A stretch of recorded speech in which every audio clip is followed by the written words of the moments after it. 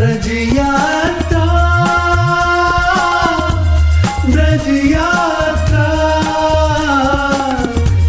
ब्रज यात्रा, ब्रज यात्रा। हरे कृष्ण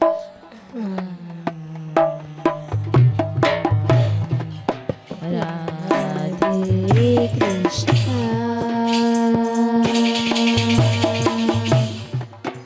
कृष्ण कृष्ण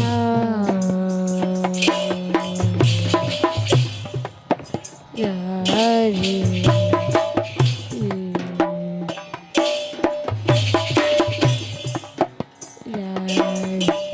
कृष्ण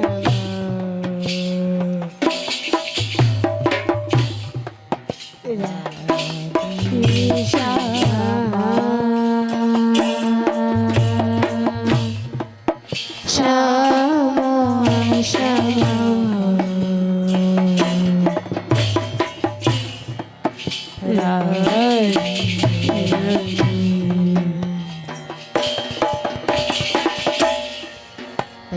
राधे श्यामा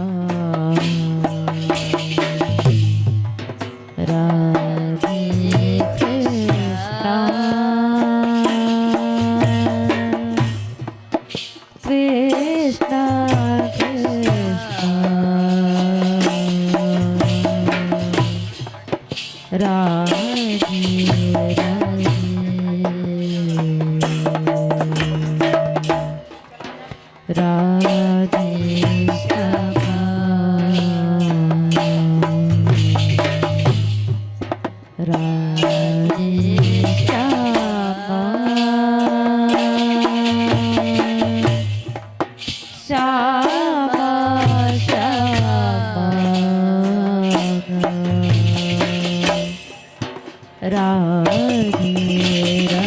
राधे राधे कृष्ण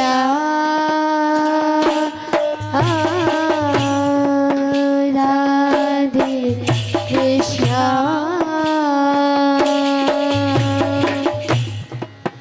कृष्ण कृष्ण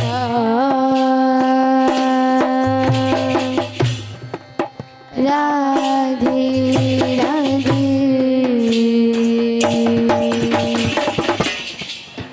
राधे श्यामा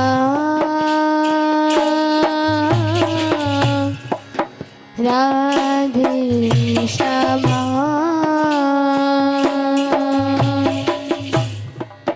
श्यामा श्यामा राधे राधे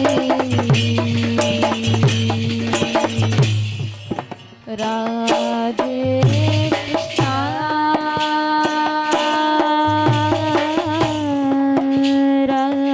राधे कृष्ण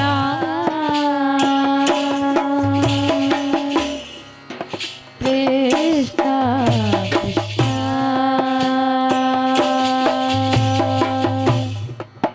राधे राधे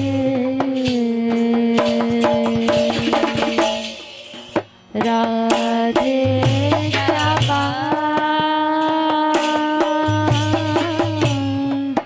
राधे श्यामा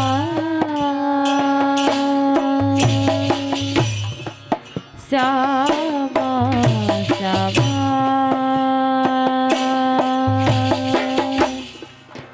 राधे राधे राधे कृष्ण राधे कृष्ण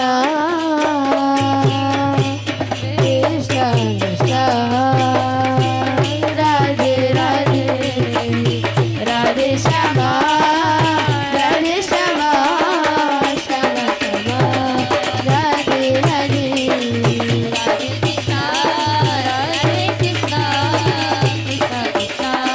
राधे राधे राधे श्यामा राधे श्यामा श्यामा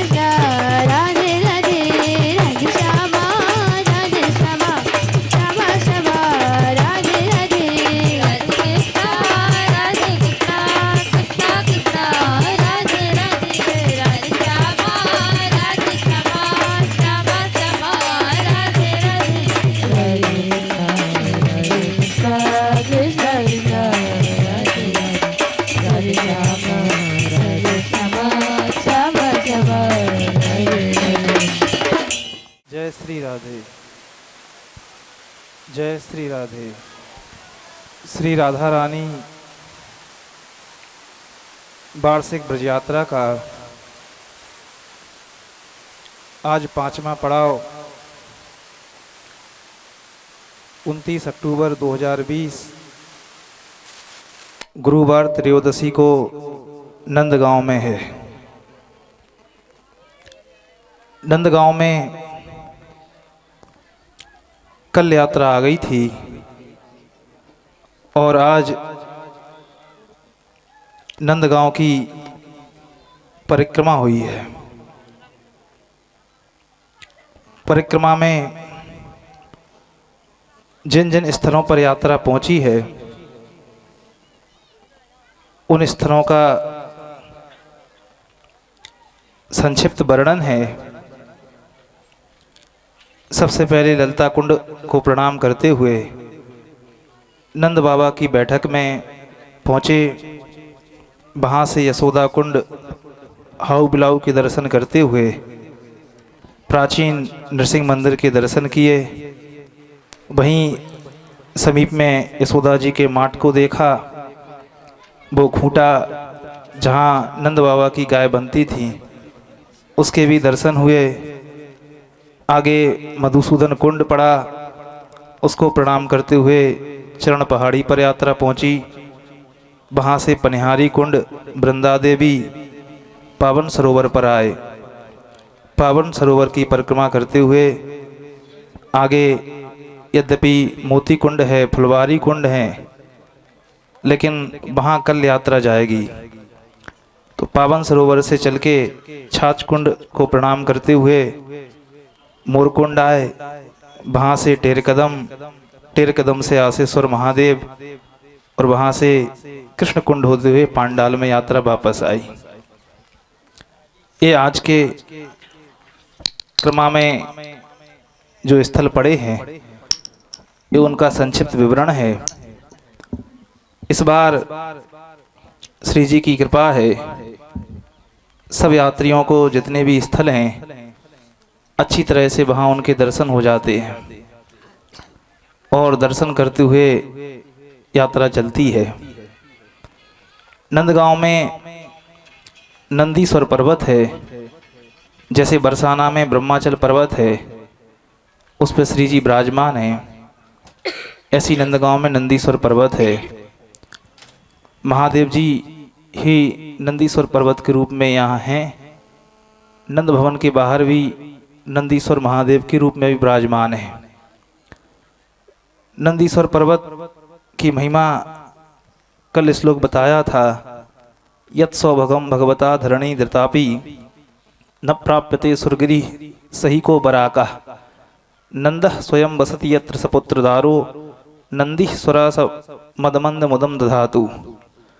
जो सौभाग्य नंदीश्वर पर्वत को प्राप्त हुआ है अथवा जो इनकी महिमा है उसको गिरिराज जी भी नहीं प्राप्त कर पाए, क्योंकि गिरिराज जी को यद्यपि सब पर्वतों का राजा बनाया गया, गर्ग संहिता में कथा है विस्तार से, किंतु गिरिराज जी को तो 7 दिवस तक ही ठाकुर जी ने धारण किया अथवा वहाँ गौचारण करके चले आते थे। लेकिन यहाँ तो ठाकुर जी निरंतर इस नंदीश्वर पर्वत पर बसते हैं, इसलिए यहाँ की महिमा का वर्णन कौन कर सकता है। न प्राप्यते सुरगिरि, सुरगिरि माने सुमेरु आदि पर्वत भी इसके आगे सब तुच्छ हैं, इसकी समानता नहीं प्राप्त कर सकते हैं। तो नंदीश्वर पर्वत को सबसे पहले हम सब प्रणाम करते हैं। सब हाथ जोड़ के नंदीश्वर पर्वत को प्रणाम करेंगे। नंदीश्वराय देवाय, नंदीश्वराय देवाय, नंदीश्वराय देवाय, नंदीश्वराय देवाय, आभिरोत्पत्ति हिताय च, आविरोहिताय च, आभिरोत्पत्ति हिताय च, आविरोपत्तिहिताय च, यशोदा सुखदायैव, यशोदा सुखदायैव, यशोदा सुखदायैव, यशोदा सुखदायैव, महादेवाय ते नमः, महादेवाय ते नमः, महादेवाय ते नमः। महादेवाय ते नमः। जो नंदीश्वर देव हैं अर्थात महादेव जी ही यहाँ नंदीश्वर पर्वत के रूप में हैं। और आभिरोत्पत्ति हिताय चा, आभिर माने जो गोपों की उत्पत्ति और हित के लिए यहाँ विराजमान हैं, गोपों के कल्याण करने वाले हैं। यशोदा सुखदायी वो, यशोदा जी को सुख देने वाले हैं। ऐसे महादेव स्वरूप नंदीश्वर पर्वत को हम सब प्रणाम करते हैं। नंदीश्वर पर्वत के रूप में शिव जी इसलिए विराजमान हैं, पद्म पुराण में लिखा है यत्राहम पर्वतो भूयो बल कृष्ण सुते नमः नंद धात्री समेतस्त्वम ममोपरि विराजते। यहाँ महादेव जी पर्वत बने और यशोदा जी से प्रार्थना की कि आप अपने बालकों के साथ में हमारे ऊपर हमेशा विराजमान रहें, इसलिए महादेव जी यहाँ पर्वत बने हैं।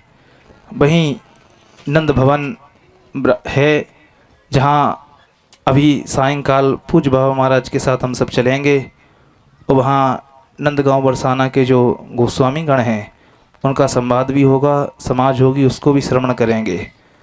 तो नंद भवन को भी पहले हम सब प्रणाम करते हैं। नंद भवन का स्मरण करते हुए सब लोग हाथ जोड़ के प्रणाम करेंगे। नंद घातर नमस्तुभ्यं, नंदघातर नमस्तुभ्यं, नंद घातर नमस्तुभ्यं, नंदघातर नमस्तुभ्यं, यशोदायै नमो नमः, यशोदायै नमो नमः, यशोदायै नमो नमः, यशोदायै नमो नमः, नमः कृष्णाय बालाय, नमः कृष्णाय बालाय, नमः कृष्णाय बालाय, नमः कृष्णाय बालाय, बलभद्राय ते नमः, बलभद्राय ते नमः, बलभद्राय ते नमः। बलभद्राय ते नमः। इस मंत्र का भाव है कि नंद बाबा, यशोदा जी, श्री कृष्ण और बलराम जी इन सबको नमस्कार है, क्योंकि यही विग्रह अभी तात्कालिक नंद भवन में विराजमान हैं। श्री जी का भी विग्रह है, दो सखाओं के भी दर्शन होते हैं। नंद भवन को हम सब ने प्रणाम किया है। ऐसा वृषभानुपुर शतक में लिखा है कि वहाँ बरसाना में वृषभानु भवन है। यत्रास्ति श्री मद वृषभानु मंदिरम प्रभा सहस्रा मलचंद्र सुंदरम यज्योतस्नया राजित नंद मंदिरे चिक्रीड बाले ननु नंद नंदना। यहाँ ठाकुर जी बालकाल में विराजमान हैं, वहाँ श्री जी हैं।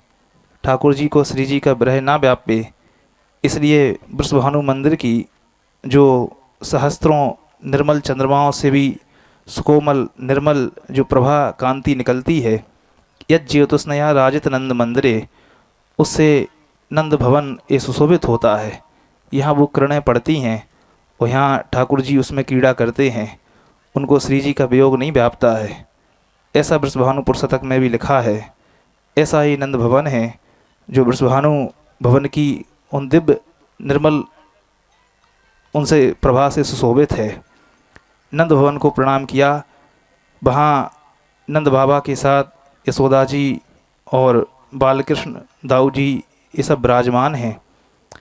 इस मंदिर के विषय में चैतन्य चरितामृत में वर्णन आया है। महाप्रभु जी जब कामवन से ब्रज यात्रा करते हुए यहाँ नंदगांव में आए हैं तो यहाँ उन्होंने देखा पनिहारी कुंड में महाप्रभु जी ने जाकर के स्नान किया, और भी जो नंदगांव में दिव्य कुंड हैं वहाँ भी स्नान किया। ताहाँ लीला स्थली देखी गेला नंदीश्वर, नंदीश्वर देख प्रेम हैला बेहवल। इस नंदीश्वर पर्वत को देख के, नंद भवन को देख करके महाप्रभु जी प्रेम बेहवल हो गए। और पावनादि सब कुंडे स्नान करिया, लोकेर पुछल पर्वत ऊपरे जाइया। पावनादि जो सरोवर हैं यहाँ के, उन दिव्य सरोवर में महाप्रभु जी ने स्नान किया और यहाँ के ब्रजवासियों से पूछ करके पर्वत के ऊपर गए। ये पूछा था ब्रजवासियों से कि यहाँ नंद भवन कहाँ है। ब्रजवासियों ने बताया कि ऊपर चले जाओ। किछु देव मूर्ति है पर्वत ऊपरे, लोग कहे मूर्ति है गुफार भीतरे। उस समय यहाँ एक गुफा बनी हुई थी, उस गुफा के अंदर नंद भवन था। वहाँ 3 मूर्ति थीं। दुई दिखे माता पिता पुष्ट कलेवर, मध्य एक शिशु है त्रिभंग सुंदर। सुनी महाप्रभु मने आनंद पाइया, तिन मूर्ति देखिल से गुफा उघाड़िया। इस तरह से महाप्रभु जी वहाँ गए, उन विग्रहों के दर्शन किए और उन विग्रहों का स्पर्श करके सब दिन प्रेमावेशे नृत्य गीत गैला। दिन भर प्रेमावेश में महाप्रभु जी वहाँ उस गुफा के अंदर नंद भवन के अंदर महाप्रभु जी ने नृत्य किया है। इस तरह से ये नंद भवन की कथा है। अभी भी नंदगांव के विषय में ऐसा अन्य पुराणों में वर्णन आया है कि यद्यपि भागवत जी में लिखा है, जब महावन में गोकुल में बड़े बड़े उत्पात भय, पूतना सक्टासुर आदि असुर आए, तो वहाँ से नंद बाबा श्री कृष्ण को लेकर के सब गोपों के साथ यहाँ नंदगांव में आ गए, फिर यहाँ आकर के बसे। लेकिन अन्य पुराणों में लिखा है कि नंद बाबा के जो पूर्वज थे वो पहले यहीं नंदगांव में ही रहते थे, किसी के भय से महावन चले गए थे और बाद में पुनः फिर यहीं आ गए। ऐसा यहाँ का इतिहास है। आज यात्रा पांडल के समीप में जो ललिता कुंड है उसको प्रणाम करते हुए यहाँ से चली है। ललिता कुंड को हम सब प्रणाम करते हैं। ललिते स्नपने रम्मे, ललिते स्नपने रम्मे, ललिते स्नपने रम्ये, स्वर्ग द्वार विधायिने, स्वर्गद्वार विधायिने, स्वर्ग द्वार विधायिने, स्वर्गद्वार विधायिने, नमः विमल तोयाय, नमः विमलतोयाय, नमः विमल तोयाय, नमः विमलतोयाय, तीर्थराज नमोस्तुते, तीर्थराज नमोस्तुते, तीर्थराज नमोस्तुते। तीर्थराज नमोस्तुते। श्री श्री बाबा महाराज की जय हो। मान प्यारी लाल की जय हो। माता जी गौशाला की जय हो।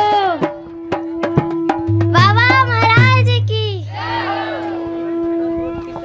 राधे कृष्ण राधे कृष्ण कृष्ण कृष्ण राधे राधे राधे श्याम राधे श्याम श्याम श्याम राधे राधे हरे कृष्णा राधे कृष्णा कृष्णा कृष्णा राधे राधे राधे श्याम। बैठ जाइए, सब लोग बैठ जाइए अपने।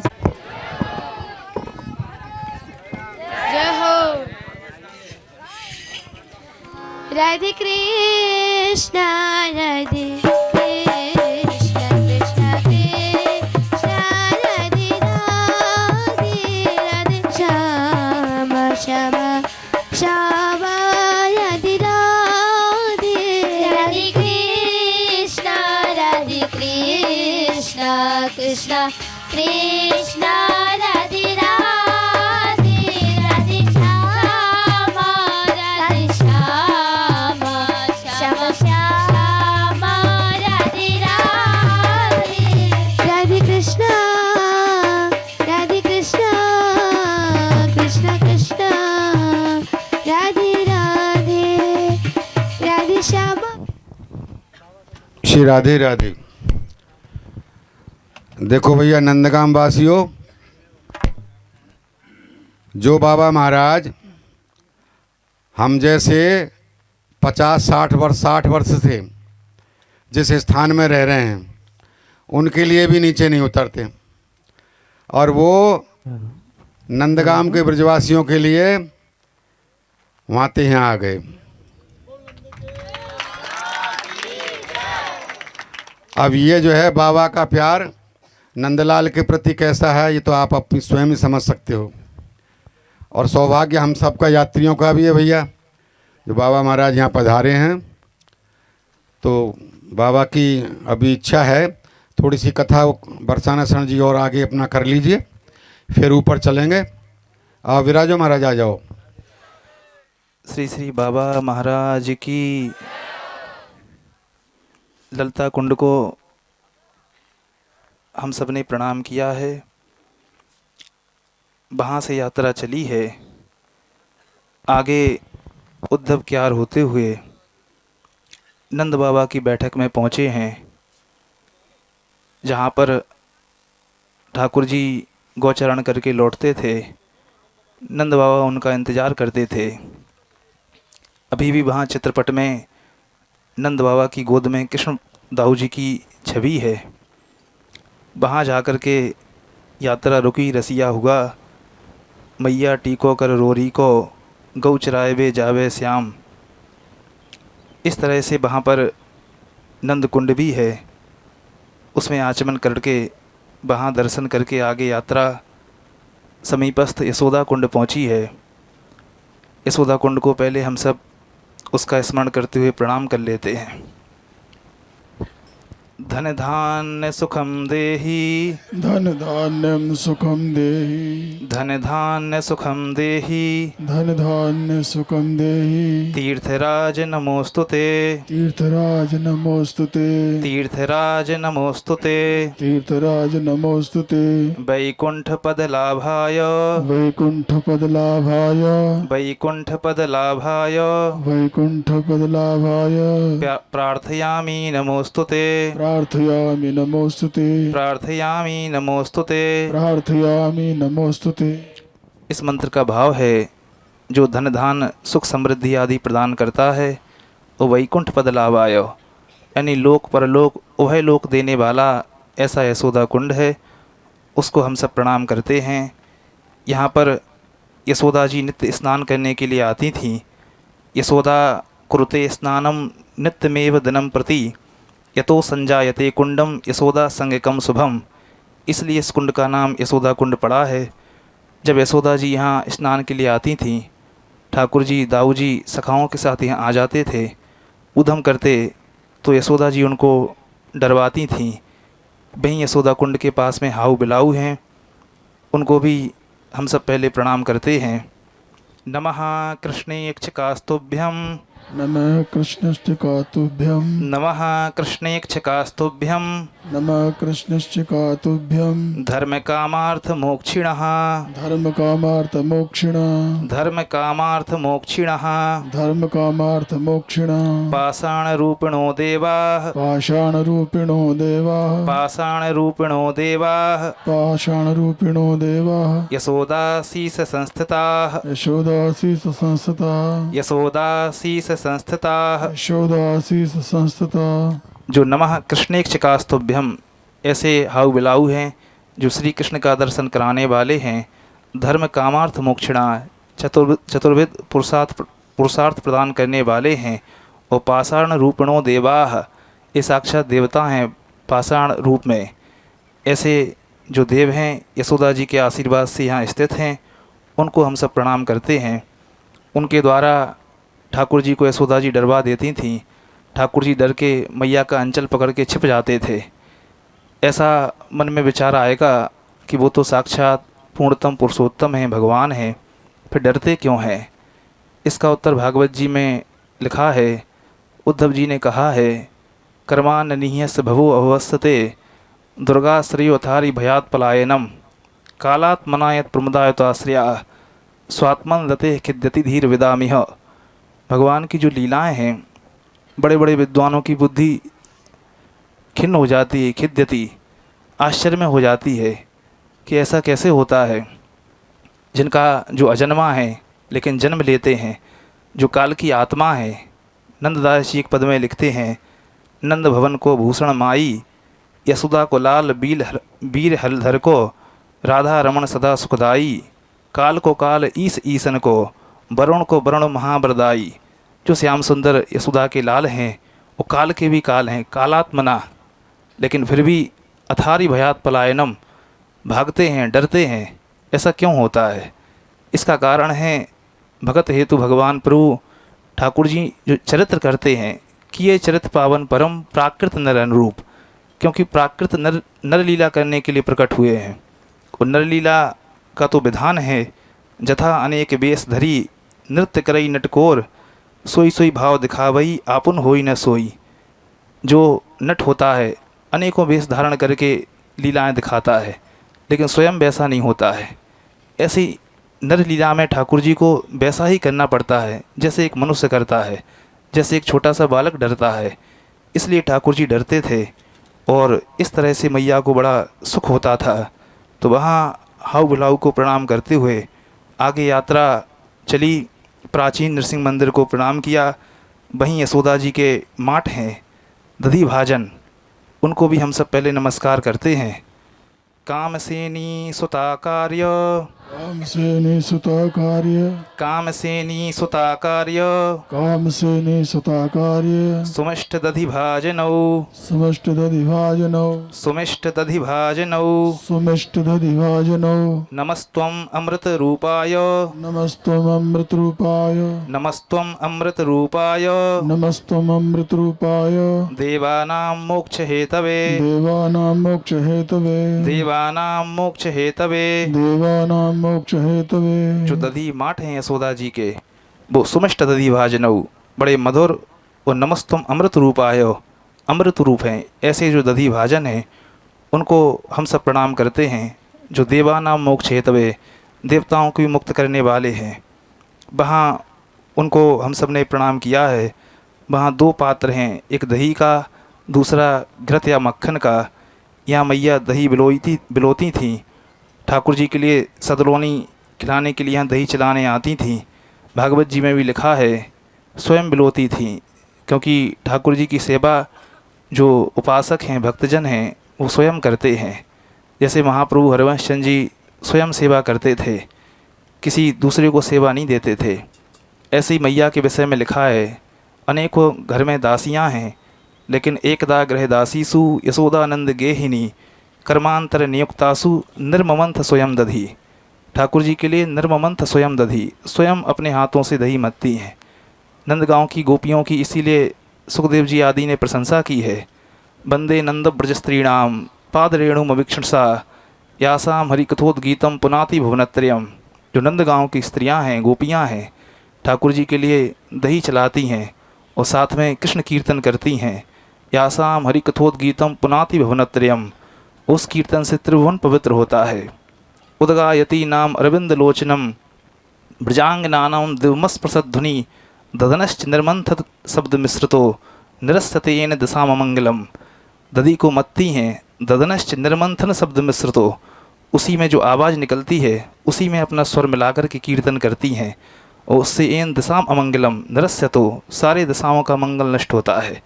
ऐसे यहाँ के धन्य ब्रजवासी हैं, ब्रज गोपिकाएँ हैं। तो वहाँ पर यशोदा जी के दधी भाजन हैं, उनके दर्शन करते हुए आगे जो खूंटा है, जहाँ नंद बाबा की पूर्व काल में गाय बनती थी, एक ही खूंटा भी बचा है, उसके सब यात्रियों ने दर्शन किए हैं। वहाँ से आगे चल के मधुसूदन कुंड पड़ा, उसको प्रणाम करते हुए चरण पहाड़ी पर यात्रा पहुँची है। चरण पहाड़ी जहाँ ठाकुर जी के चरण चिन्ह आज भी बने हुए हैं। 3 जगह ब्रज में चरण पहाड़ियाँ हैं, एक नंदगांव में है, एक छोटी बठैन में है जहाँ कल यात्रा पहुँचेगी, एक कामन में है। तो वहाँ सब यात्रियों ने चरण चिन्हों के दर्शन किए हैं। भागवत जी में भी इसका प्रमाण है। अक्रूर जी को, उद्धव जी को इन चरण चिन्हों को साक्षात दर्शन हुए हैं। भागवत जी में लिखा है, पदानि तस्याखिल लोकपाल क्रीट जुष्टा मलपाद रेणो ददर्श गोष्ठे क्षतिकौतुकानी विलक्षितान्यब्ज यवांकुशाद्यई। अक्रूर जी जब आए हैं तो कमल यव आदि चिन्हों से अंकित लोकपाल पूजित ऐसे चरण चिन्हों के यहाँ नंदगांव में उनको दर्शन हुए हैं। इसी तरह से उद्धव जी भी जब आए हैं तो गोपिकाओं ने ये चरण चिन्ह उद्धव जी को दिखाए हैं। पुनः पुनः स्मारयन्ती नंद गोप सुतम बत श्री निकेतस्तत्पदकैर विस्मर्तुम नैव शक्नुमः। गोपियाँ बोली कि उद्धव देखो, आज भी कृष्ण के चिन्ह से ये सारी ब्रजभूमि अलंकृत है।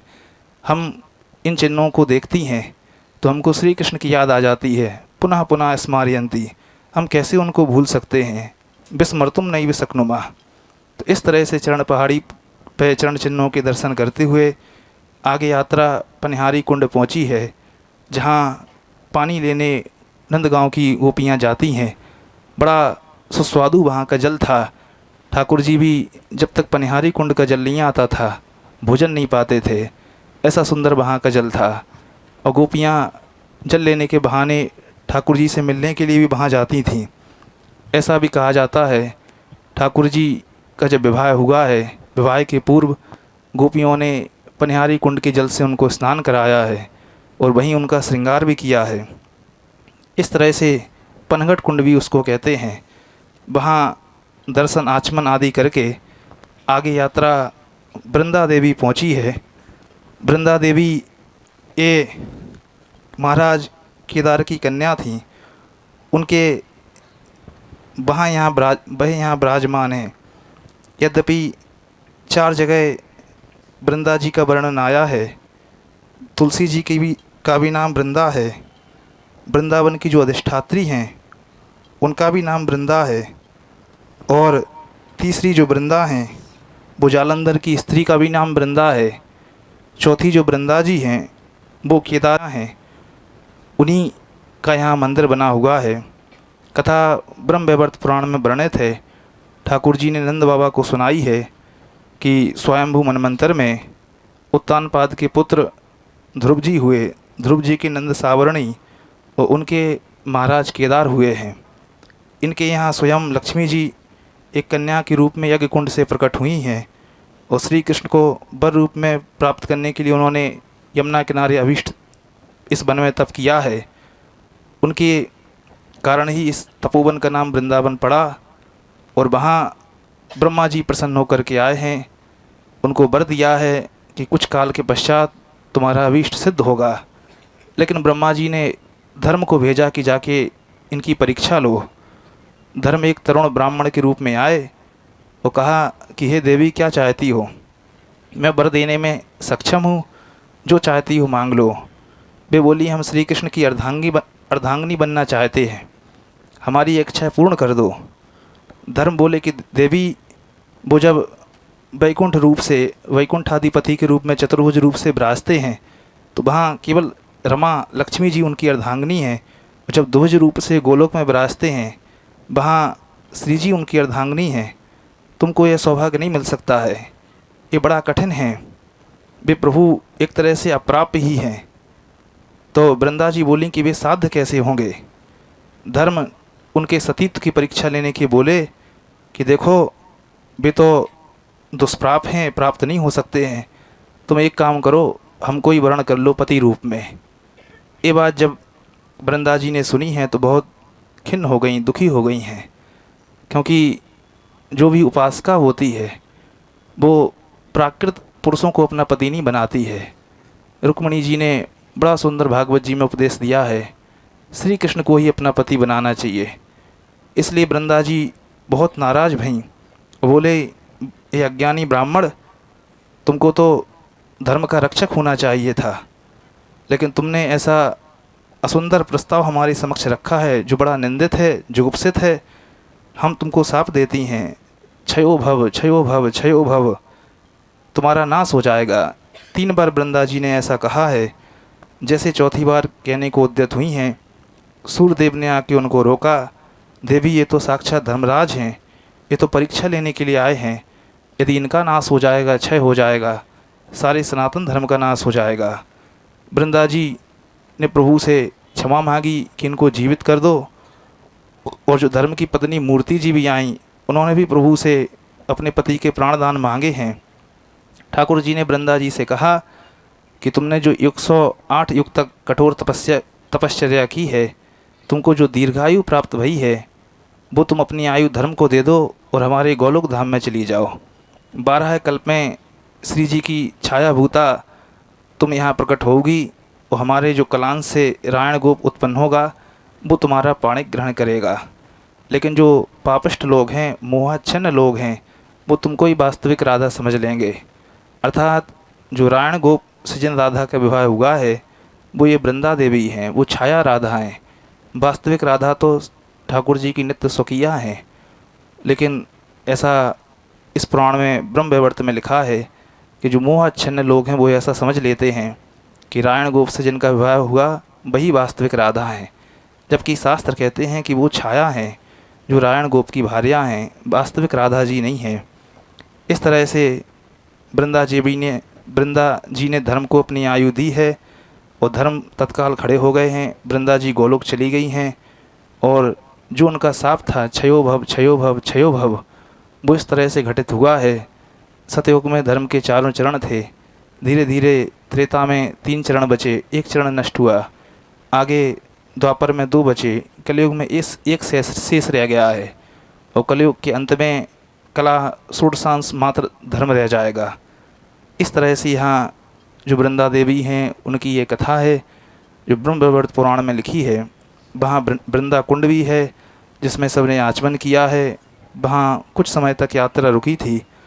वृंदा देवी को नमस्कार करके वहाँ से आगे यात्रा पावन सरोवर पहुँची है। पावन सरोवर बड़ा ही पवित्र तीर्थ है, पवित्र सरोवर है। और जो ब्रज के 5 महासरोवर हैं, चंद्र सरोवर, मान सरोवर इत्यादि, उन सरोवरों में पावन सरोवर की गणना आती है। ऐसा लिखा है कि ये इतना पवित्र सरोवर है, यदि कोई पक्षी भी इसके ऊपर से निकल जाता है वो भी तत्क्षण पवित्र हो जाता है। पहले हम सब पावन सरोवर का स्मरण करते हुए उसको प्रणाम करेंगे।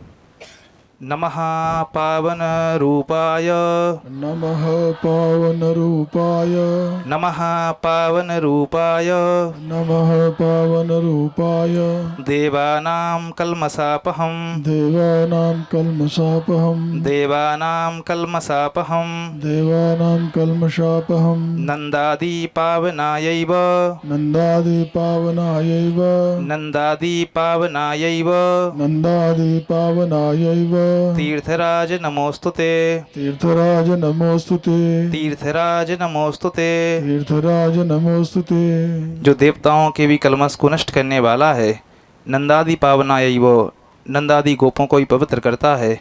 ऐसे पावन रूपी पावन सरोवर को, तीर्थराज को हम सब नमस्कार करते हैं। यहाँ ऐसा भी लिखा है कि यहाँ पर नंद बाबा ने, यशोदा जी ने आंचर गांठ बांध करके स्नान किया है। श्री कृष्ण के जन्मोत्सव पे 1.25 लाख गायों का दान भी किया है। और सरोवर के मध्य में एक यशोदा कूप बना हुआ है। उसका जलपान जो करता है कृष्ण तुल्य उसको प्राप्त होता है, कृष्ण तुल्य पुत्र प्राप्त उसको हो जाता है। वहीं पावन सरोवर के समीप में सनातन जी की भजन कुटी है, जहाँ पर ऐसी कथा वर्णित है, वो भिक्षा लेने के लिए नहीं जाते थे, ऐसे भूखे लगे रहते थे भजन करने। एक दिन ठाकुर जी दूध लेके आए हैं और कहा कि बाबा गांव में भिक्षा मांगने जाया करो। ठाकुर जी ने साक्षात आज्ञा दी है। इस तरह से वहाँ ठाकुर जी का सनातन जी को अनुभव हुआ है। वहीं बैठक जी है बल्वाचार्य जी की। और चैतन्य चरितामृत के अनुसार चैतन्य महाप्रभु जी भी वहाँ आए हैं। पावनादि सब कुंडे स्नान करिया, वहाँ उन्होंने स्नान भी किया है। इस तरह से पावन सरोवर को वहाँ आचमन प्रणाम करते हुए आगे वहाँ से यात्रा चली है। वहाँ से आगे मोती कुंड है, फुलवारी कुंड है, लेकिन आज यात्रा वहाँ नहीं गई है। कल जब यात्रा रासोली के लिए जाएगी तब मोती कुंड का दर्शन होगा, फुलवारी कुंड से होते हुए जाएगी। तो वहाँ से पावन सरोवर से यात्रा छाछ कुंड पहुँची। वहाँ छाछ कुंड का तात्पर्य नंद बाबा की जो 9 लाख गायें थीं उनकी छाछ यहीं एकत्रित होती थी और रोहिणी मैया वहीं से गोपियों को बांट देती थी। लेकिन आज वो कुंड केवल नाम मात्र का वहाँ बचा है। वहाँ से आगे यात्रा मोर कुंड पहुँची, मयूर बिहारी के दर्शन किए। यहाँ पर गोपियों के विशेष आग्रह से ठाकुर जी ने मयूर बन के नृत्य किया है। यहाँ से आगे यात्रा जलोकरी प्रणाम करते हुए, जहाँ गाय लौटते समय ठाकुर जी जलपान कराते थे, आगे यात्रा टेर कदम पहुँची है। टेर कदम ये भी नंदगांव का बहुत प्रसिद्ध स्थल है। पहले टेर कदम को हम सब स्मरण करके ध्यान करके प्रणाम करते हैं। गोपिका वल्लभायैव, गोपिका वल्लभायैव, गोपिका वल्लभायैव, गोपिका वल्लभायैव, कृष्ण गोपाल रूपिणे, कृष्ण गोपाल रूपिणे, कृष्ण गोपाल रूपिणे, कृष्ण गोपाल रूपिणे, नमस्ते सुख रूपाय, नमस्ते सुख रूपाय, नमस्ते सुख रूपाय, नमस्ते सुख रूपाय, यशोदानंदनाय च, यशोदानंदनाय च, यशोदानंदनाय च। यशोदानंदनाय च। टेर कदम पर जहाँ ठाकुर जी कदम पर चढ़ कर के गायों को बुलाते थे, यहाँ छाक लीला भी हुई है। और भागवत जी में लिखा है, वेणु गीत में, गा गोप कही रणुबनम नयतोर उदारो वेणु सुनहि कल्पदई तनुव्रत सुसक्या। यहाँ ठाकुर जी रस्सी रख कर के दाऊ जी जाते हैं और सखाओं के साथ में गायों को बुलाते हैं। ठाकुर जी कदम पर चढ़ जाते हैं। गोविंद स्वामी जी ने एक पद में यहाँ की लीला लिखी है, कदम चढ़ कान बुलावत गैया, मोहन मुरली को शब्द सुनत ही जहाँ तहाँ ते उठ धैया। वेणु बजाते हैं, सारी गायें आ जाती हैं। ठाकुर जी कहते हैं, आबो आबो सखा संग के, पाई हैं एक ठैया। अरे सखाओ कहाँ जाते हो, सब गैया यहीं आ गई हैं। गोविंद प्रभु बलदाऊ सो कहने लागे, अब घर को बगदैया। इस तरह से गोविंद स्वामी जी ने ये लीला यहाँ की लिखी है। तेर कदम पर रास मंडल भी है, जहाँ गोपाष्टमी की समाज आज भी होती है। और जो टेर कदम के समीप जो विशेष लीला है वो रूप गोस्वामी जी की यहाँ भजन स्थली है। यहाँ रूप गोस्वामी जी विराजते थे, यहाँ पावन सरोवर पर सनातन जी विराजते थे। दोनों ही भजन करते थे, बड़े व्रक्त थे। नाभा जी ने इनकी प्रशंसा की है। संसार स्वाद सुखवांत ज्यों, दूह रूप सनातन त्याग दियो। सब विषयों को विषवत मलवत या भवनवत त्याग करके आए थे। गौड़ देश बंगाल होते सभी अधिकारी, बंगाल के बड़े अधिकारी थे। है गए भवन भंडार विभव भूभुज उनहारी। हाथी घोड़े भवन भंडार सब कुछ इनके पास था, लेकिन यह सुख अनित्य विचार बास वृंदावन कीनो। समझ गए सब अनित्य चीज़ें हैं, उनको अनित्य को छोड़ दो। क्योंकि भागवत जी में लिखा है, उपदेश दिया है कि ये जो अनित्य चीज़ें हैं उन सब में मन को मत लगाओ। ये सब क्षणभंगुर चीज़ें हैं, क्षणभंग निष्ठम, नष्ट होने वाली हैं, उनको छोड़ देना चाहिए। तो उनको छोड़ करके यहाँ ब्रज में आए हैं और यहाँ भजन किया है। तो यहाँ पर श्री जी ने उन पर कृपा की है। समयाभाव के कारण विस्तार से कथा नहीं कह सकते हैं वहाँ की। श्री जी बड़े दयालु हैं और रीसती हैं। जो ब्रज में आके उपासना करता है, महापुरुषों ने लिखा है, सुधलेत जहाँ निज दासन की, ब्रजचंद्र प्रिया ब्रसभानु लली। जो ठाकुर जी की प्रिया हैं, भानु बाबा की लाडली हैं, वो लाडली जी यहाँ सुधि लेती हैं ऐसे उपासकों की जो व्रत भाव से ईमानदारी से यहाँ रह के उपासना करते हैं। ऐसा शतककार ने भी लिखा है, श्री गांधर्वा रसिक तिलकौ सोय सुयोग्यम यमेकम ज्ञात्वन्योन्यम विमृशत इदम कीदृशोन बेसभाव्या। जो वृंदावन में आता है, इस ब्रज में आता है, श्रीमद् वृंदावन भवी महानंद साम्राज्य कंदे बंदेयम कंचन ब्रजता मृत्युवास प्रतिज्ञम।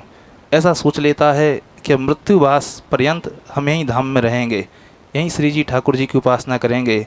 तो गांधर्वा श्री जी रसिक तिलक श्याम सुंदर आपस में चर्चा करते हैं, ज्ञात्वन्योन्यम विमर्शत इदम कीदृशोन बेसभाव्या। इदम कीदृशा, ये हमारा भक्त कैसा है जो वहाँ पड़ा हुआ है उन लताओं में। इस तरह से सुध लेती हैं श्री जी। तो यहाँ जब सनातन जी रूप जी से मिलने के लिए यहाँ आ रहे थे, रूप जी को पता चला कि हमारे भैया आ रहे हैं, भैया भी नहीं वैष्णव आ रहे हैं, तो वैष्णव का सम्मान करना चाहिए। पता था कि बड़े कमज़ोर हो गए हैं, क्रस हो गए हैं, खाते पीते नहीं हैं। इच्छा भई कि हम उनकी कैसे सेवा करें, क्या खिलाएं। मन में एक कि अगर खीर हो, चावल दूध बूरा इत्यादि हो तो खीर बना के खिला देंगे। वैसे तो जितने भी महापुरुष हैं वो कोई कामना करते नहीं हैं, क्योंकि कामना भगवान से दूर कर देती है। योगेश्वरों ने लिखा है, उत्तम भागवत कहते हैं जो कोई कामना नहीं करता है, न काम कर्म बीजानाम यस चेतसि संभवा वासुदेवैक नलियः सभी भागवतोत्तमा। जिसके अंदर कोई कामना नहीं है, कामना संबंधी कोई बीज भी नहीं है, संस्कार नहीं है, वो भगवान का आलय उसका हृदय बन जाता है, उसके हृदय में प्रभु रहते हैं। रूप गोस्वामी जी ने स्वयं भक्ति रसामृत सिंधु के प्रारंभ में लिखा है, अन्याभिलाषता शून्यम, कोई कामना मत करो। तो यद्यपि कामना अपने सुख के लिए नहीं थी, वैष्णव सेवा के लिए कामना मन में आई थी। ठाकुर जी भक्त जो कामना करता है तत्काल उसको पूरा कर देते हैं। भागवत जी में लिखा है, मत्तो पिनंतात परतः परस्मात् स्वर्गा पवर्गाधिपतेर न किंचित येषाम किमुस्यादित्रेण तेषाम अकिंचनानम मयि भक्ति भाजाम। ठाकुर जी चाहते हैं हमारा भक्त कुछ मांगे, हम सब कुछ उसको दे देंगे। मैं अनंत हूँ, अनंत देने वाला हूँ, लेकिन अकिंचन भक्त कुछ नहीं चाहते हैं, ठाकुर जी से नहीं चाहते हैं, फिर और किसी से क्या चाहेंगे। तो यद्यपि कामना नहीं करनी चाहिए, लेकिन सेवा की दृष्टि से कामना आई, श्री जी ने पूरी की।